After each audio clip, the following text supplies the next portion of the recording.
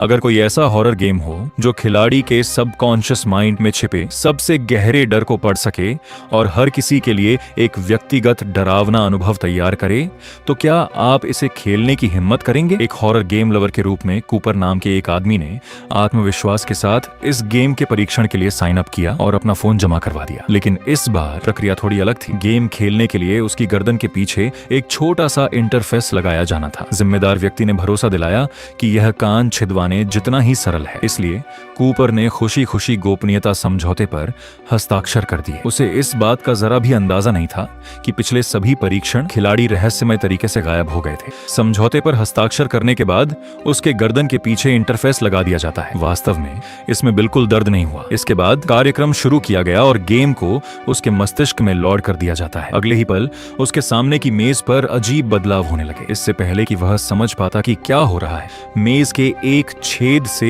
एक कार्टून जैसा दिखने वाला चूहा बाहर निकला। हालांकि इसके ग्राफिक्स उतने अच्छे नहीं थे, लेकिन जैसे जैसे सिस्टम को ट्यून किया गया, चूहा एकदम जीवंत और असली दिखने लगा था। यह गेम केवल वही खिलाड़ी देख सकता है जिसके दिमाग में यह लॉड होगा। इस गेम की खासियत यह है कि यह वास्तविक दुनिया में काल्पनिक वस्तुओं को जोड़ता है, जिससे खिलाड़ी के लिए सच और झूठ के बीच अंतर करना मुश्किल हो जाता है।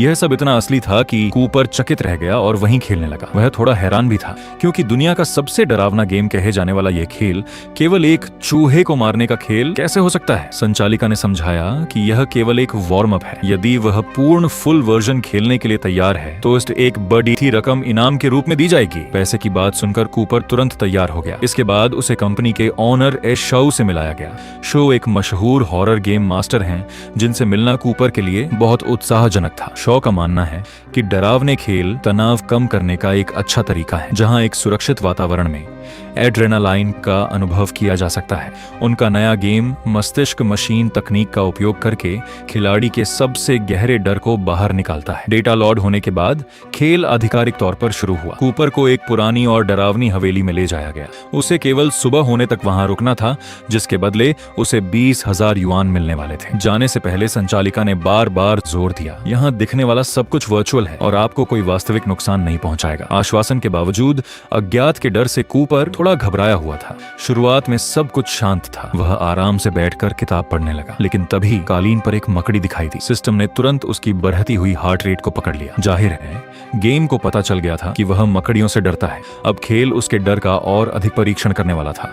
कूपर डरने के बावजूद खुद को बहादुर दिखाने की कोशिश कर रहा था। उसने जोर से मकड़ी को कुचल दिया, लेकिन जब उसने अपना पैर उठाया तो मकड़ी बिना किसी निशान के गायब हो गई। इस छोटे से अंतराल के बाद कूपर वापस सोफे पर बैठ जाता है और बड़बड़ाया कि यह गेम इतना भी खास नहीं है। लेकिन उसे क्या पता था कि अगले ही पल उसे दीवार पर लगी पेंटिंग में एक घर दिखाई देगा, जो पहले बिल्कुल अंधेरे में था, लेकिन अब उसमें लाइट जल रही थी। तब खिड़की पर एक साया दिखाई दिया। जैसे ही कूपर मुड़ा, वह व्यक्ति उसके सामने खड़ा था। इससे कूपर बुरी तरह डर गया। हालांकि कूपर को जल्द ही एहसास हो जाता है कि वह आदमी भी एक वर्चुअल कैरेक्टर ही है। शांत होने के बाद कूपर ने देखा कि यह चेहरा तो उसी लड़के का है जो स्कूल में उसे परेशान किया करता था। ऐसा लगता है कि गेम ने उसके डर का एक और बिंदु ढूंढ लिया है। कूपर अभी भी इसे मानने को तैयार नहीं था, लेकिन उसके मुक्कों ने स्कूल के उस गुंडे के प्रति उसकी नफरत को उजागर कर दिया। अपनी भड़ास निकालने के बाद कूपर को भूख लगी तो वह कुछ खाने के लिए रसोई में जाता है। तभी अचानक उसने देखा कि वही आदमी दरवाजे के पीछे छिपा है, जो किसी भी वक्त उसे डराने के लिए बाहर कूद सकता है। इसलिए कूपर ने इस बार ज्यादा ध्यान नहीं दिया, लेकिन अगले ही पल कुछ ऐसा हुआ जिसकी उसने कल्पना भी नहीं की थी। कूपर इतना डर गया कि उसकी जान ही निकल गई। उसे हैरानी हुई कि इस गेम में वाकई कुछ दम है।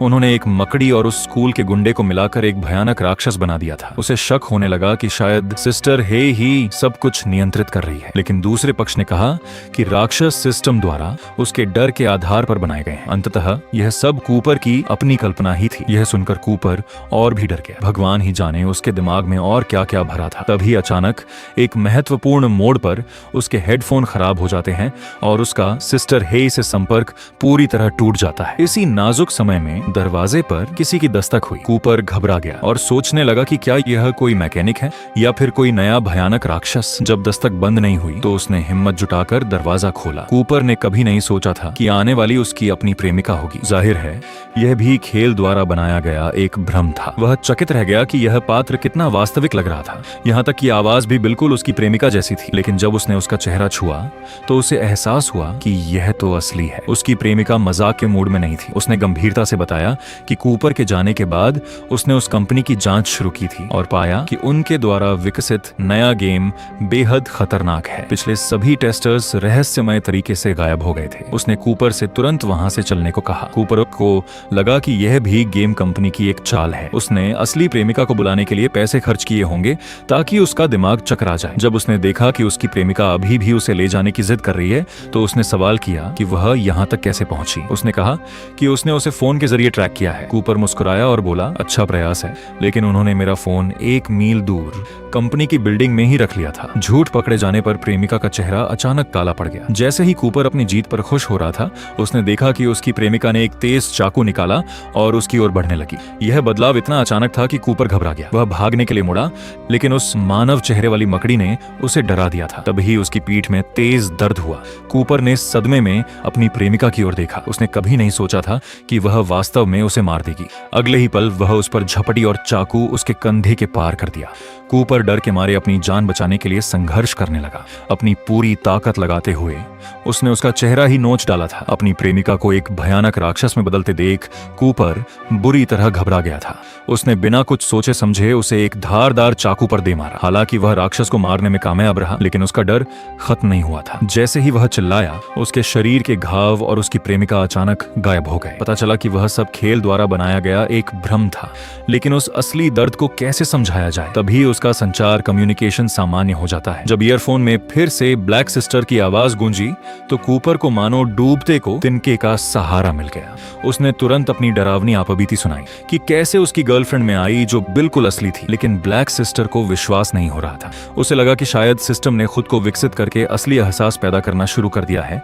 यह एक नई और अनोखी खोज थी, लेकिन कूपर यह सुनकर और भी डर गया। उसने तुरंत खेल से बाहर निकलने की मांग की। जाहिर है इस खेल का खौफ सबकी कल्पना से परे था। किस्मत से ब्लैक सिस्टर मान गई, लेकिन बाहर निकलने के लिए उसे खुद एग्जिट तक जाना था। उसके बताए अनुसार कूपर ने कई सीढ़ियां चढ़ी और आखिर में उस जगह पहुंचा जहां उसे जाना था। कमरे में दाखिल होने से पहले ही उसे एक अनहोनी का एहसास हुआ। उसे लगा कि दरवाजे के पीछे कुछ भयानक है। वह साफ महसूस कर पा रहा था कि सिस्टम उसके दिमाग के सबसे गहरे डरों को कुरेद रहा है। उसे डर था कि दरवाजा खोलते ही उसे अपनी माँ की फांसी का दृश्य दिखाई देगा। दरअसल पिता की मृत्यु के बाद उसने घर छोड़ दिया था। उस दौरान माँ ने उसे अनगिनत बार फोन किया, लेकिन कूपर ने हर बार फोन काट दिया। यह अपराध बोध उसके दिल में हमेशा बना रहा। कूपर, मैं वादा करती हूँ कि तुम्हारी माँ अंदर नहीं है। अब दरवाजा खोलो, बाहर निकलने का यही एकमात्र रास्ता है। ब्लैक सिस्टर के बार बार समझाने पर कूपर ने आखिरकार हिम्मत जुटाई। दरवाजा खोलने पर वहाँ कोई नहीं था, कोई डरावना दृश्य नहीं। कूपर ने राहत की सांस ली और पूछा कि एग्जिट कहाँ है, लेकिन तभी दूसरी तरफ से उसका मजाक उड़ाया गया। उसने कहा कि इस गेम का कोई एग्जिट नहीं है। वह तो बस ये देख रही थी कि कूपर उसकी बात मानता है या नहीं। साबित हो गया कि सिस्टम ने उसे पूरी तरह वश में कर लिया है। ये सुनकर कूपर पूरी तरह टूट जाता है। वह बाहर निकलना चाहता था पर मजबूर था। वह बेबस होकर चिल्लाने लगा, पर ब्लैक सिस्टर नहीं रुकी। वह लगातार उसकी माँ के बारे में सवाल पूछती रही। कूपर को अचानक एहसास हुआ कि उसे अपनी माँ का चेहरा तक याद नहीं आ रहा है। यहाँ तक कि वह यह भी भूल गया कि वह खुद कौन है। असल में सिस्टम ने न केवल उसके दिमाग को पिढ़ा था,